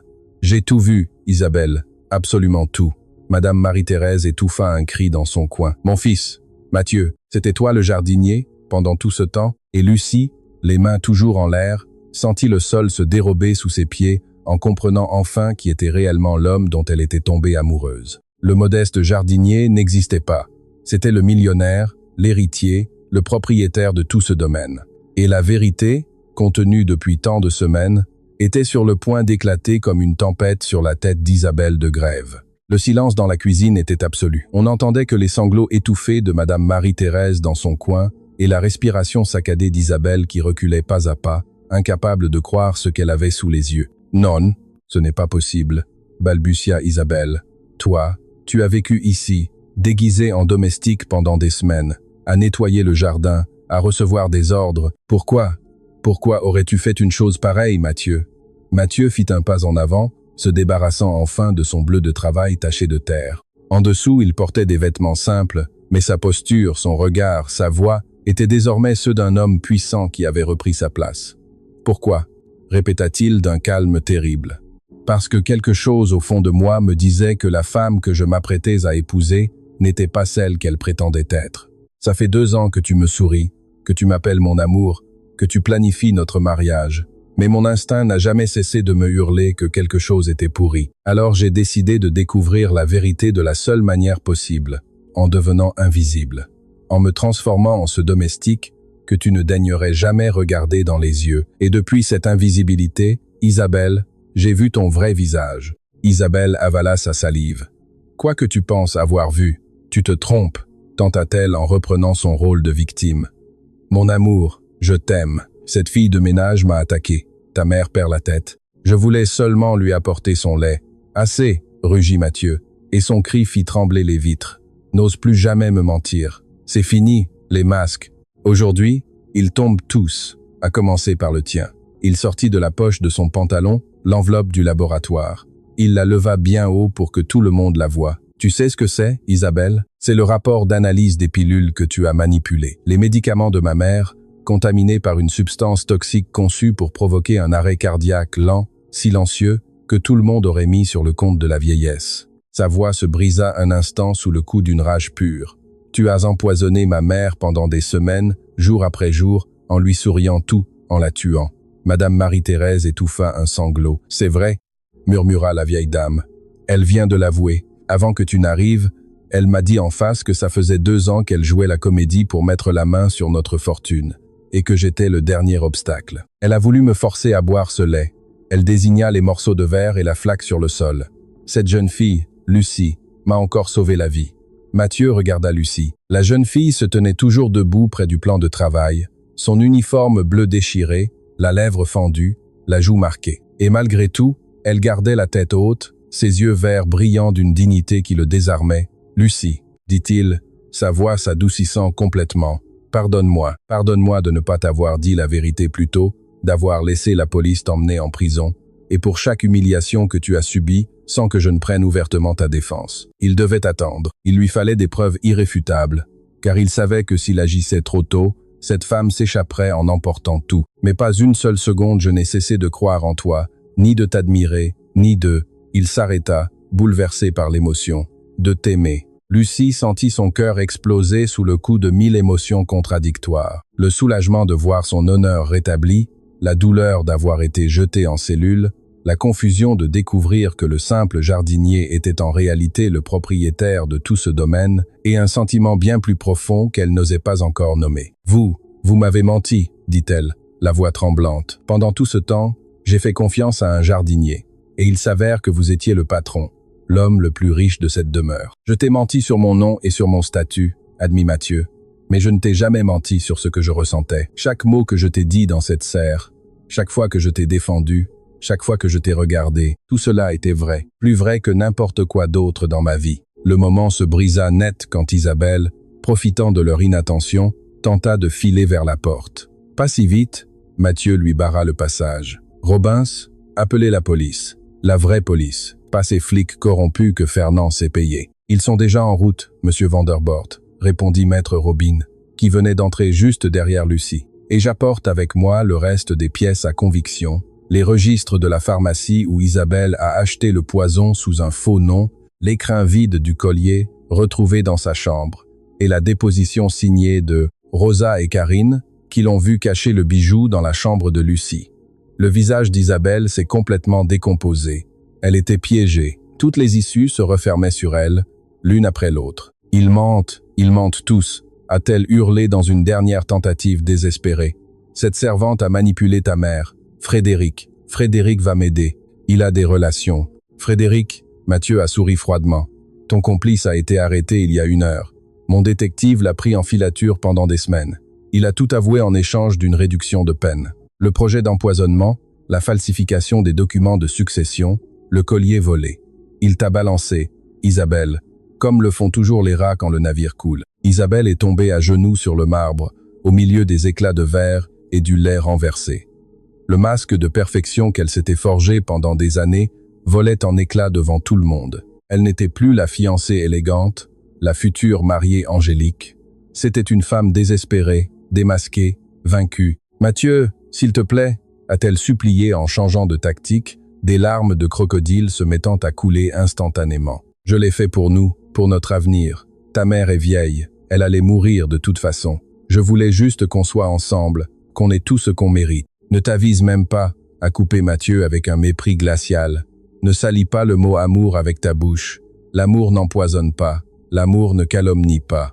L'amour n'envoie pas une femme innocente en prison, » a-t-il dit en désignant Lucie. Ça, c'est une femme qui aime vraiment. Une femme qui a risqué sa liberté et sa vie pour une vieille dame qui n'était même pas de sa famille. Tu ne lui arrives pas à la cheville, Isabelle. À cet instant précis, les gyrophares bleus et rouges des combis de police ont illuminé les fenêtres du manoir. La vraie police venait d'arriver. 2 policiers sont entrés dans la cuisine. Cette fois-ci sans la corruption qui avait entaché la première arrestation, munis d'un mandat d'arrêt signé par un juge d'instruction sur la base des preuves fournies par Maître Robins. Isabelle Montenegro, a déclaré l'officier de police, « Vous êtes en état d'arrestation pour tentative de meurtre, empoisonnement, calomnie et falsification de documents. Vous avez le droit de garder le silence. » Pendant qu'on lui passait les menottes, Isabelle a jeté un dernier regard chargé de haine à Lucie. « Ça ne va pas s'arrêter là », a-t-elle sifflé. « Si, ça s'arrête là », a répondu Lucie avec sérénité, « parce que la vérité finit toujours par triompher, tôt ou tard, mais elle triomphe toujours. » Ils l'ont emmenée. Et tandis que le combi s'éloignait avec la criminelle à son bord, un grand silence de soulagement a enveloppé tout le manoir. Dans le couloir, tout le personnel s'était rassemblé, attiré par le remue-ménage. Rosa, Karine et tous les autres employés de maison, qui avaient vu Lucie humiliée, accusée et traînée en prison pendant des semaines, observaient maintenant la scène les yeux grands ouverts. Ils venaient de découvrir 2 vérités en une seule nuit, que l'humble jardinier était en réalité le propriétaire des lieux, et que la servante qu'ils avaient vue menotter était, de toutes les personnes de ce manoir, la plus courageuse et la plus honnête. « J'ai toujours su que cette fille était quelqu'un de bien », a murmuré Rosa en essuyant une larme du coin de son tablier.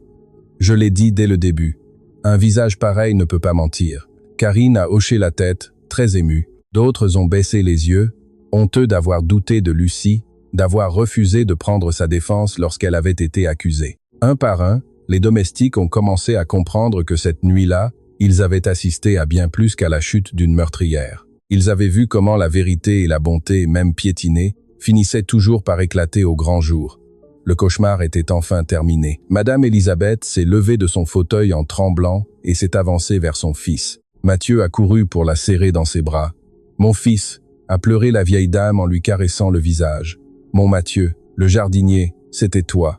Pendant tout ce temps, tu t'es occupé de moi, tu m'as protégé sans que je m'en doute. » Elle l'a serré fort contre elle. « J'ai failli te perdre. Nous avons failli tous y passer. Mais nous sommes là, maman, » a répondu Mathieu, les larmes aux yeux. « Nous sommes en vie, et tout cela grâce à elle. » Tous les 2 se sont tournés vers Lucie, qui se tenait un peu à l'écart, ne sachant trop que faire, se sentant soudain de trop au milieu de ses retrouvailles familiales. Madame Elisabeth a tendu les bras vers elle. « Viens ici, ma fille, » a dit la vieille dame. « Viens, mon ange. Tu nous as sauvés tous les 2. Tu fais partie de cette famille maintenant, que tu le veuilles ou non. » Lucie, bouleversée jusqu'aux larmes, s'est approchée. Tous les 3 se sont serrés dans une tendre étreinte au beau milieu de la cuisine, parmi les débris de verre et les restes de poison qui ne feraient plus jamais de mal à personne. Mais l'histoire n'était pas encore finie car à présent, la vérité ayant éclaté, il restait des blessures à panser, des mensonges à dissiper et un amour naissant qui allait devoir affronter l'immense fossé séparant le monde d'une simple servante de celui d'un millionnaire. Et tout le monde, dans cette demeure, ne serait pas prêt à accepter que la future dame du domaine des Dumont ait été, il y a encore quelques jours, la fille qui récurait leur parquet. Les jours suivants furent riches en révélations. Avec Isabelle et Frédéric, derrière les barreaux, la justice a commencé à détricoter, fil par fil, le tissu de mensonges que cette femme avait échafaudé pendant 2 ans. Maître Robins s'est présenté un matin dans le bureau du manoir, muni d'un épais dossier rempli de documents. Mathieu, Françoise et Lucie l'écoutaient attentivement. « Monsieur Dumont, » commença l'avocat, « l'enquête a révélé bien plus que ce que nous imaginions. Isabelle DeVos n'est même pas son vrai nom. Elle s'appelle en réalité Isabelle Cros et elle a un sacré passif. Il y a 7 ans, elle a tenté le même coup avec un riche veuf à Knokke. L'homme est mort d'un soi-disant arrêt cardiaque quelques mois seulement après leur fiançailles. On n'a jamais pu rien prouver. Mais aujourd'hui, la police fédérale a rouvert ce dossier à la lumière de ces nouvelles découvertes. » Françoise porta une main à sa poitrine. « Mon Dieu !» murmura-t-elle. « Je n'étais donc pas sa première victime. C'est une meurtrière professionnelle, une chasseuse de fortune qui tuait pour hériter. »« C'est tout à fait ça, madame », confirma maître Robrecht. Frédéric, son complice, était le cerveau juridique. Il falsifiait les testaments, achetait des fonctionnaires, effaçait les indices. Ensemble, ils avaient perfectionné leur méthode. Ils repéraient une famille aisée avec un membre âgé ou vulnérable. Isabelle séduisait l'héritier, éliminait lentement le gêneur, et il raflait tout. Mathieu serra les poings sur le bureau. « Et je me suis fait avoir comme un bleu », dit-il avec amertume. « 2 ans de ma vie, 2 ans à croire que je l'aimais, à planifier un mariage, à la présenter comme ma future épouse. Elle aurait pu te tuer, maman, elle aurait pu hériter de tout, et je lui aurais tout offert sur un plateau d'argent.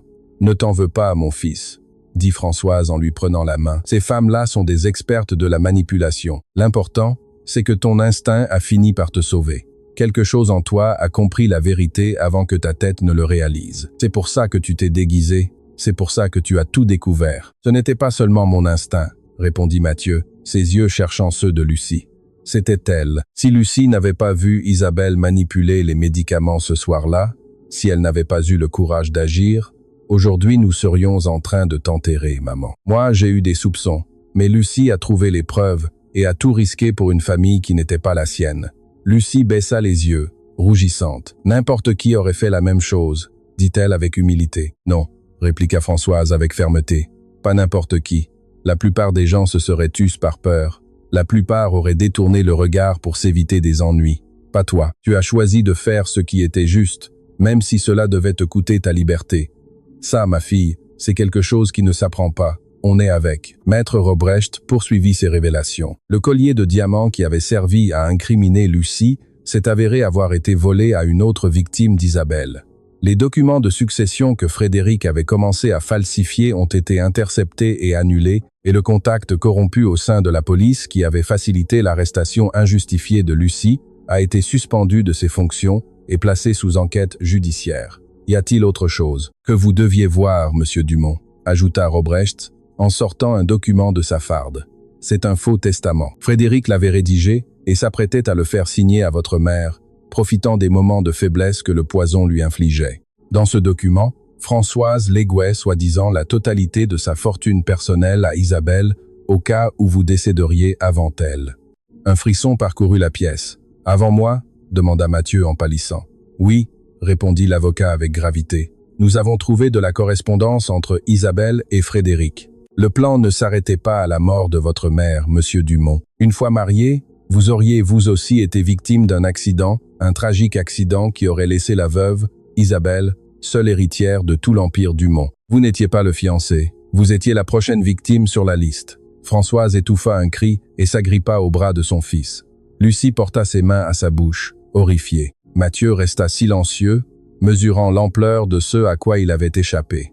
Alors, finit-il par dire d'une voix rauque, « Me déguiser en jardinier n'a pas seulement sauvé ma mère, ça m'a sauvé moi aussi. » « Exactement, » confirma Robrecht. « Si vous aviez épousé cette femme en la prenant pour un ange, aujourd'hui, vous ne seriez probablement plus de ce monde, ni l'un ni l'autre. » Mathieu serra les poings sur le bureau. « Encore une chose, monsieur Dumont, » dit Robrecht. « Le dossier pour vol à l'encontre de mademoiselle Hermance a été totalement classé sans suite. Son nom est lavé. En fait, puisqu'elle a été victime d'une détention abusive, elle a droit à des dommages et intérêts. Je ne veux aucun dédommagement, » dit Lucie immédiatement. « Je voulais seulement que la vérité éclate, que mon honneur soit sauf. C'est tout ce que j'ai dans cette vie, mon honneur. Et maintenant, je l'ai récupéré. Cela vaut bien plus que tout l'argent du monde. Mathieu la regarda avec une admiration qui grandissait à chaque mot. Comment était-il possible que cette jeune fille qui ne possédait rien matériellement refuse un dédommagement alors qu'Isabelle avait été capable de tuer pour de l'argent? Le contraste ne pouvait pas être plus saisissant. Cet après-midi-là, la nouvelle se répandit dans toute la demeure. Le personnel de maison, qui avait été pendant des semaines le témoin silencieux des humiliations envers Lucie, se rassembla dans la cuisine, cette fois non pas pour commérer, mais pour autre chose. Rose, la cuisinière aux mains usées par le travail, prit la parole au nom de tous. « Lucie, dit-elle d'une voix brisée, on te doit des excuses.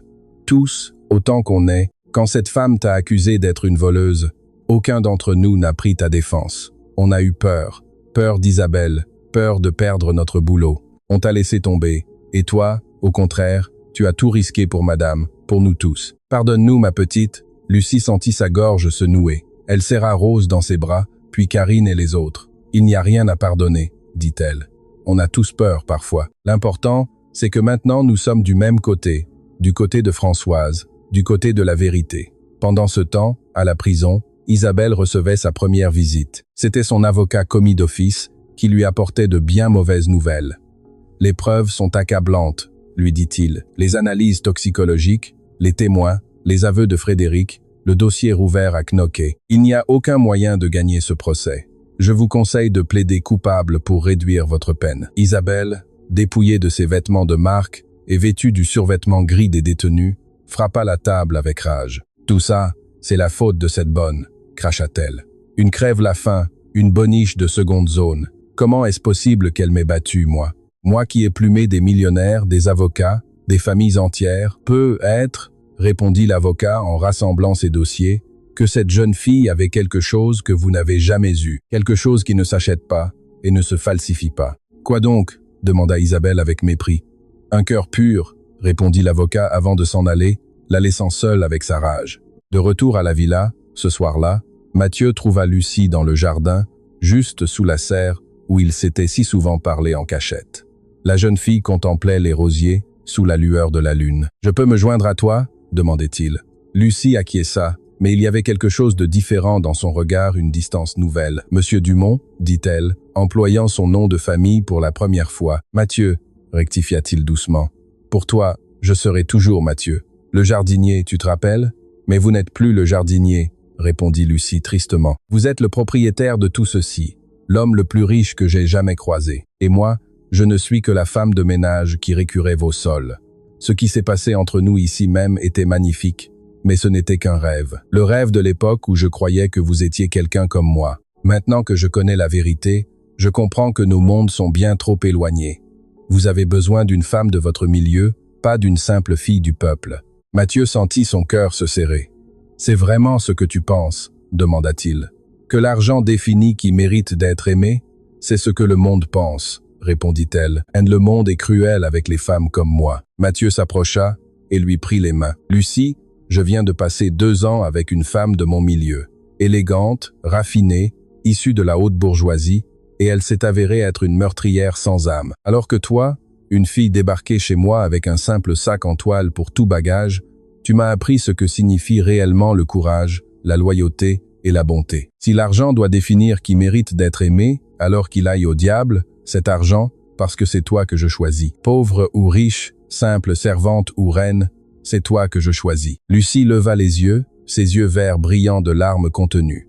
Elle voulait le croire, mais la peur, le poids de toute une vie d'humiliation la retenait encore. « Laissez-moi du temps, » chuchota-t-elle. « J'ai besoin de temps pour croire que tout cela est réel, qu'un homme comme vous puisse vraiment aimer une femme comme moi. »« Tu auras tout le temps du monde, » répondit Mathieu, « car je n'ai nulle part où aller. Je t'attendrai, Lucie, le temps qu'il faudra. » Et sous la lumière de la lune, au milieu des rosiers dont le faux jardinier avait pris soin, 2 cœurs issus de mondes opposés commençaient à jeter prudemment les bases du pont qui les unirait à jamais. Même s'il restait encore à cet amour une ultime épreuve à surmonter, le jugement du monde entier. Le jour du procès se leva, gris, sur la ville.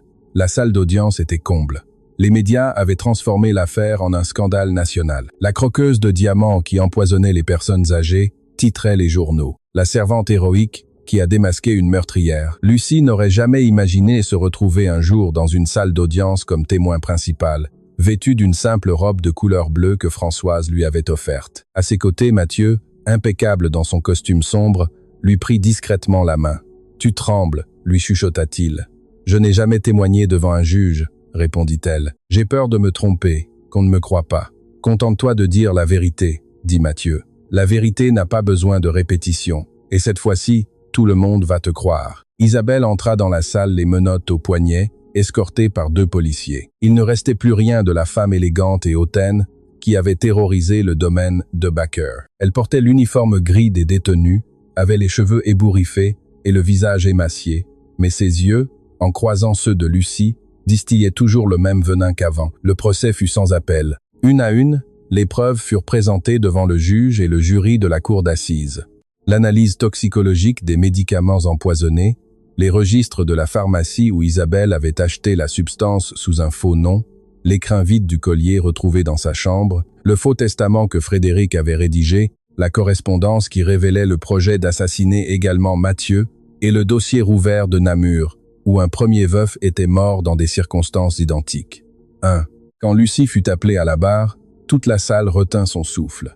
La jeune fille s'avança la tête haute, malgré la nervosité, et prêta serment de dire toute la vérité. « Racontez-nous, mademoiselle Bernard », lui demanda le procureur du roi. « Qu'avez-vous vu cette nuit-là dans la cuisine du domaine ?» Lucie prit une profonde inspiration et, d'une voix claire, ferme, sans hésiter, raconta tout. Ses pas au milieu de la nuit, la silhouette d'Isabelle versant des gouttes dans le flacon de médicaments, la faiblesse croissante de Madame Geneviève, le remplacement des comprimés, le piège du collier, son arrestation injuste et la nuit où elle était revenue à temps pour empêcher Isabelle de forcer la vieille dame à boire du lait empoisonné. « Et pourquoi avoir pris autant de risques ?» demanda le procureur du roi. « Vous n'étiez qu'une employée de maison. Vous auriez pu vous taire, fermer les yeux. Pourquoi avoir risqué votre liberté et même votre vie pour une famille qui n'était pas la vôtre ?» Lucie regarda Madame Geneviève, assise au premier rang, puis le jury. « Parce que cette dame m'a traité comme un être humain quand tout le monde me considérait comme de la moins que rien, » répondit-elle. « Parce que quand on est témoin d'une injustice et qu'on se tait, on en devient complice. Ma mère m'a appris que la pauvreté n'est pas une honte, mais que la lâcheté en est une. Je n'ai pas d'argent, je n'ai pas de grand nom, je n'ai rien, mais j'ai ma conscience pour moi, et je préfère 1000 fois aller en prison en étant innocente que de vivre libre en sachant que j'ai laissé mourir une femme sans défense. » Un murmure d'admiration parcourut la salle. Plusieurs jurés écrasèrent une larme. Madame Geneviève pleurait à chaudes larmes, et Mathieu, depuis son siège, contemplait la femme qu'il aimait avec une fierté qui lui gonflait la poitrine. L'avocat d'Isabelle tenta de la défendre, plaidant que les preuves n'étaient qu'indirectes, que Lucie mentait par intérêt, que la gouvernante s'était entichée de l'héritier millionnaire, mais ses arguments s'effondraient face à l'avalanche de preuves. Et quand Frédéric, depuis sa cellule, confirma ses aveux complets en échange d'une réduction de peine, le destin d'Isabelle fut scellé. Le président de la cour se retira pour délibérer avec le jury. Les heures d'attente semblèrent éternelles. Finalement, ils revinrent avec le verdict. Dans l'affaire du ministère public contre Isabelle Dubois, alias Isabelle Vandamme, lut le juge, « Cette cour vous déclare coupable des chefs de tentative de meurtre, empoisonnement avec circonstances aggravantes, faux en écriture, calomnie et association de malfaiteurs. Ajoutez au 1, accusation rouverte de l'affaire de Namur, elle est condamnée à 30 ans de réclusion criminelle sans possibilité de libération conditionnelle anticipée. » Le coup de marteau du président tomba comme un verdict divin. Isabelle se leva, hors d'elle-même. « C'est injuste, » hurla-t-elle. « Vous me condamnez à cause d'une bonne, une moins que rien. Vous ne savez pas à qui vous vous attaquez. » Elle se tourna vers Lucie, les yeux injectés de haine. « C'est toi qui m'as fait ça. Toi, sale crève-la-faim, tu vas me le payer. »« Non, Isabelle, » répondit Lucie avec calme en se levant. « Tu t'es fait ça toute seule. Le jour où tu as décidé que l'argent valait plus qu'une vie humaine. Moi, j'ai juste dit la vérité. Tout le reste, c'est de ta faute. » Les policiers emmenèrent Isabelle, qui continuait de hurler des insultes alors qu'ils la traînaient hors de la salle d'audience. Et c'est ainsi, dans ses propres cris de rage, que disparut à jamais de la vie des deux Baker la femme qui avait failli les détruire. Lorsqu'ils sortirent du palais de justice, une foule de journalistes les attendait. Les flashs crépitaient autour de Lucie, la gouvernante héroïque, devenu un symbole national de courage et d'honnêteté. « Mademoiselle Bernard !» criaient les reporters. « Comment vous sentez-vous? Est-ce vrai que Monsieur de Backer s'est fait passer pour un jardinier? Qu'y a-t-il entre vous deux ?» Mathieu fit un pas en avant et, face aux caméras, prit la main de Lucie pour la lever à côté de la sienne. « Cette femme, déclara-t-il d'une voix ferme pour que tout le pays l'entende, elle a sauvé la vie de ma mère, elle a sauvé la mienne, et elle l'a fait sans jamais rien demander en retour, en risquant tout alors qu'elle n'y était pas du tout obligée. Cette femme est la personne la plus courageuse et la plus noble que j'ai jamais rencontrée. Et peu m'importe ce que dit la bonne société, peu m'importe les classes sociales, les grands noms ou l'argent. Je l'aime, et si elle m'accepte, je passerai le reste de ma vie à lui prouver que le véritable amour ne connaît pas de frontières sociales. » La foule a éclaté en applaudissements. Les flashs des photographes ont crépité. Lucie, bouleversée, a senti les larmes couler sur ses joues.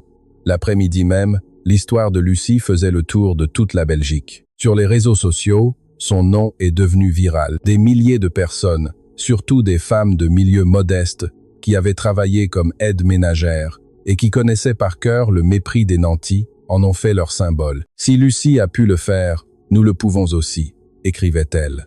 Une simple femme de ménage avait triomphé d'une riche criminelle avec la seule arme que l'argent ne peut pas acheter, la dignité. Dans le petit village de Lucie, au cœur des Ardennes, sa mère malade, qui l'avait élevée seule au prix de nombreuses privations, a vu la nouvelle au journal télévisé depuis son lit modeste 4, en reconnaissant sa fille sur l'écran, défendue et honorée devant tout le pays par un homme si influent, la vieille dame a éclaté en sanglots. « C'est ma petite fille », a-t-elle murmuré, la poitrine gonflée de fierté. « C'est ma Lucie. Je l'ai bien élevée, je l'ai élevée dans l'honneur. Et regarde-la maintenant. Regarde quelle femme courageuse elle est devenue. » Mathieu, sans que Lucie le sache encore, avait déjà envoyé un médecin spécialiste et des médicaments dans son village pour soigner la mère de la jeune fille. C'était sa façon silencieuse de commencer à prendre soin de ceux qu'elle aimait. Ce soir-là, de retour au domaine, tout le personnel de maison a préparé un dîner spécial pour fêter le triomphe de la justice. Pour la première fois depuis bien longtemps, la demeure des Dumont s'est remplie de rires, de musique et d'une joie sincère. Rosalie a cuisiné les plats les plus savoureux. Charlotte a décoré la salle à manger avec des fleurs du jardin et Madame Elisabeth, complètement rétablie, présidait la table avec un sourire radieux. « Je voudrais porter un toast », a dit la vieille dame en levant son verre. « À la justice, qui a mis du temps, mais qui est enfin là. À mon fils, qui a eu le courage de chercher la vérité même si elle faisait mal. Et surtout à Lucie, la lumière qui est entrée dans cette maison quand tout était si sombre. Ma fille, tu ne m'as pas seulement sauvé la vie, tu as sauvé l'âme de cette famille. Bienvenue chez toi. » Tout le monde a trinqué avec émotion. Lucie, entourée de personnes qui l'aimaient et la respectaient désormais, a ressenti quelque chose qu'elle n'avait pas éprouvé depuis des années, le sentiment d'être à sa place. Pour la première fois de sa vie, elle avait une famille. Plus tard, une fois les invités partis, Mathieu a retrouvé Lucie sur la terrasse, en train de contempler les étoiles. « Tu me crois enfin ?» lui a-t-il demandé doucement en venant se placer à ses côtés. « Est-ce que tu crois maintenant que ce que je ressens pour toi est bien réel ?» Lucie s'est tournée vers lui. La peur qui l'avait paralysée pendant des jours commençait à se dissiper, remplacée par un sentiment bien plus fort. « Devant toutes ces caméras, devant tout le pays, tu as dit que tu m'aimais, » a-t-elle murmuré. « Un homme qui fait semblant ne ferait jamais ça.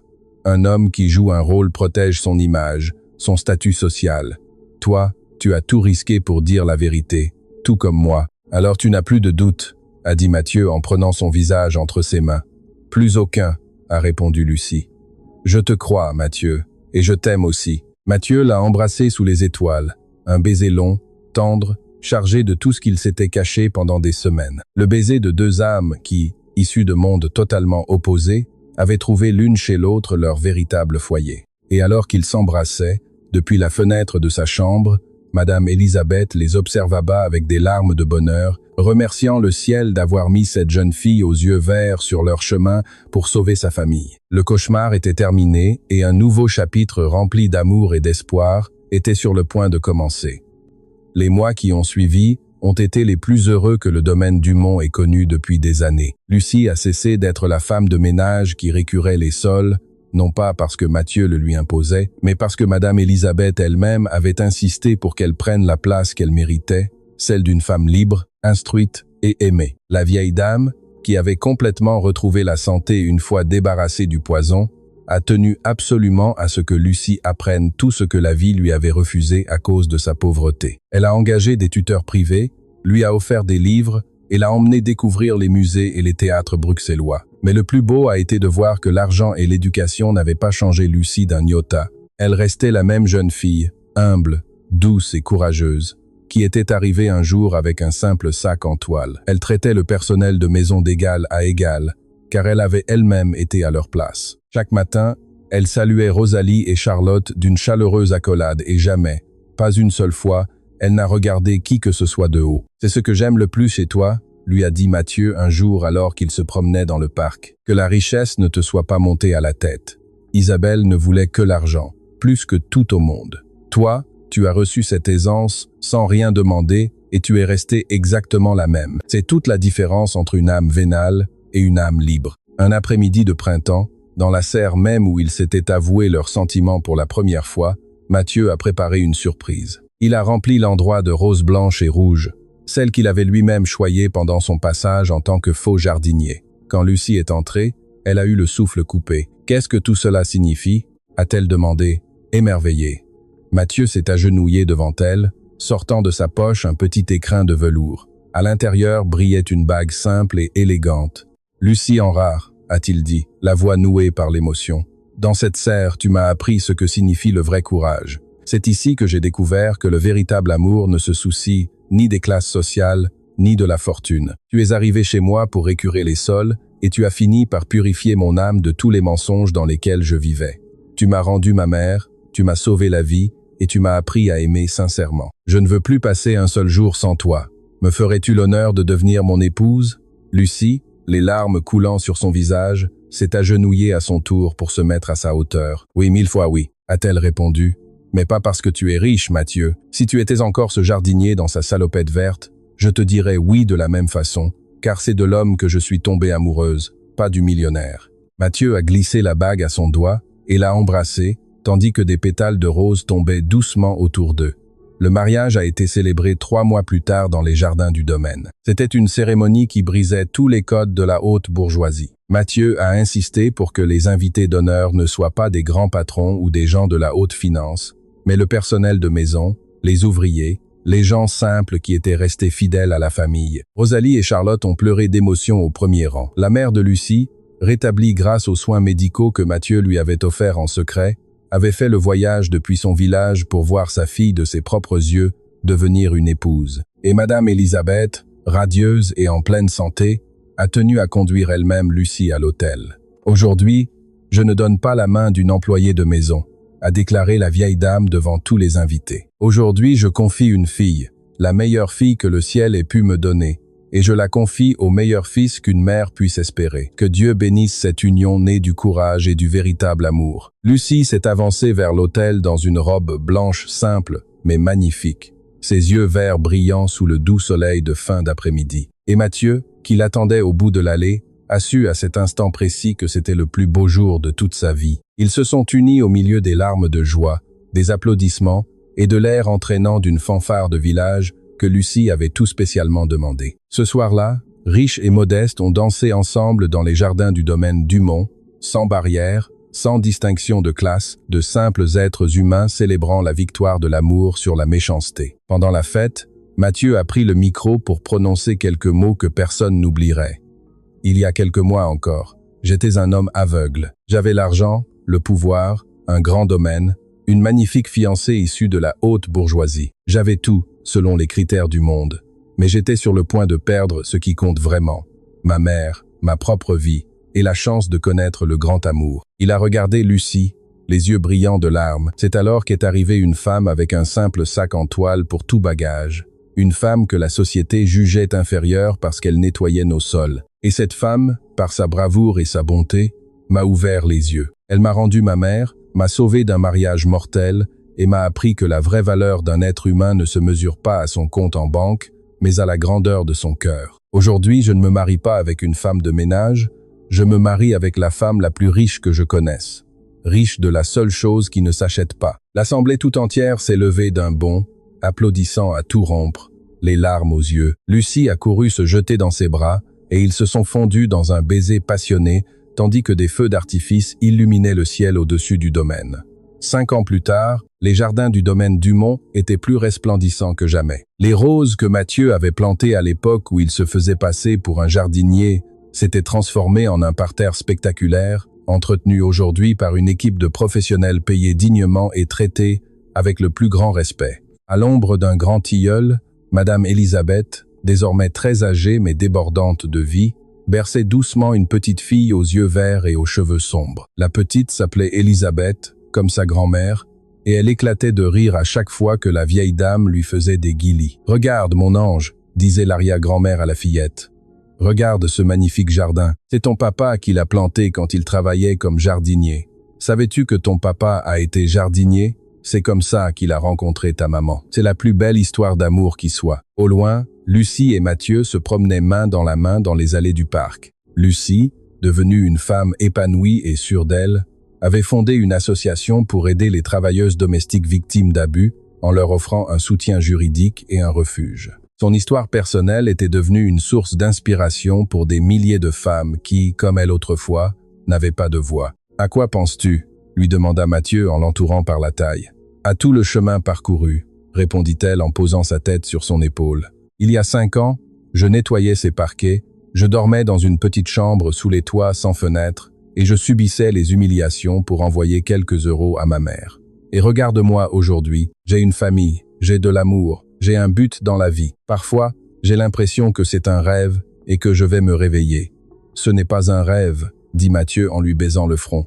C'est ce que tu as toujours mérité. La vie a juste pris son temps pour te rendre justice. » Lucie regarda vers l'arbre où leur fille riait dans les bras de son arrière-grand-mère. « Tu sais, parfois je pense à Isabelle, » confia-t-elle, à la façon dont elle avait tout pour être heureuse.